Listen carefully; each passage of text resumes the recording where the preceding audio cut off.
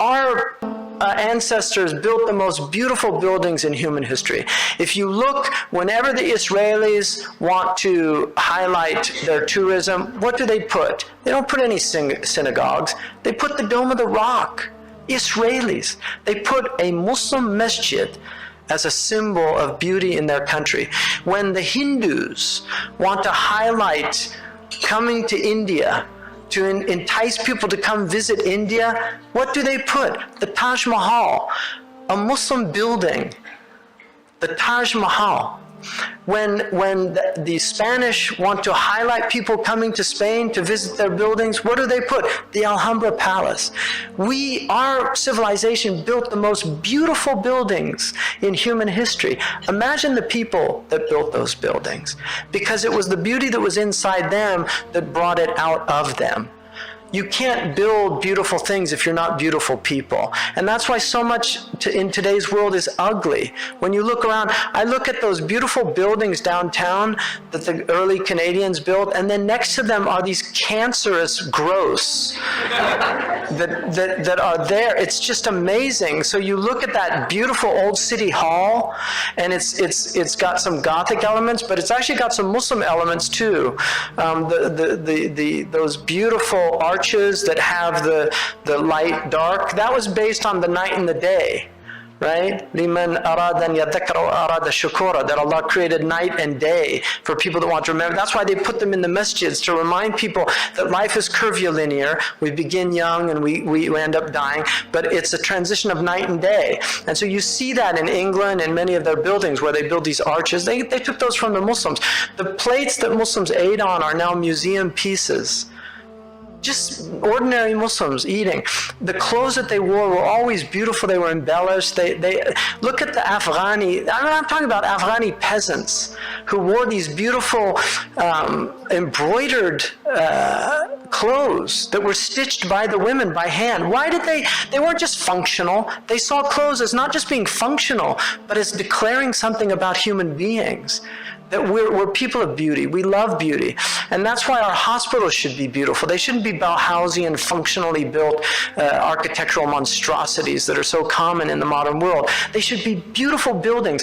I read when I graduated from nursing, they gave me a book called Notes on Nursing by Florence Nightingale. And I read that book, and if you've never read it, it's really worth reading. She was so ahead of her time.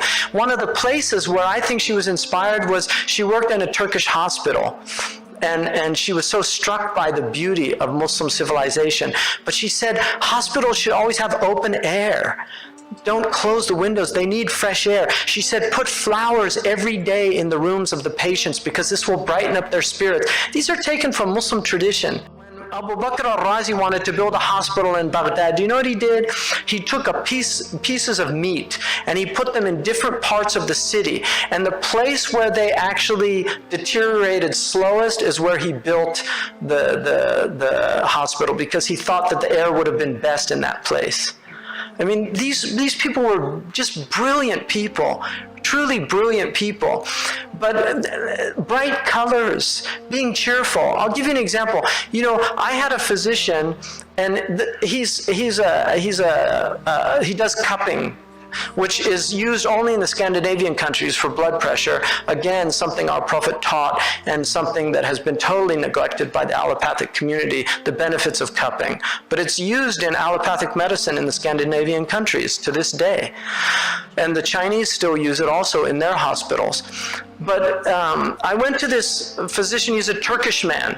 And when I went in, he took my pulse and I was feeling so run down. He said, MashaAllah, MashaAllah, MashaAllah, MashaAllah, pulse, good pulse, Allahu Akbar. And then he got his stethoscope out, he started, MashaAllah, MashaAllah, Allahu Akbar, MashaAllah, good, heart good. Then he listened to my lungs, MashaAllah, Allahu Akbar. You know, and by the end of it, I was feeling so much better. I was just I was feeling so good, you know. And now you go to a physician, he's saying, boy, you're in bad shape, you know. By the end of it, you know, okay, just call the undertaker, you know. So just being positive with your patients, reminding them that things are working. It's, unfortunately we've got a little problem here, but overall, your health is really good. Your lungs are working great. Kidneys are working great. Liver's great. Fantastic. You've got, a little bit of trouble here in your urinary tract. We can handle that, Just the power of it making people feel better, right? This is the thing, physicians just smiling, coming in and smiling,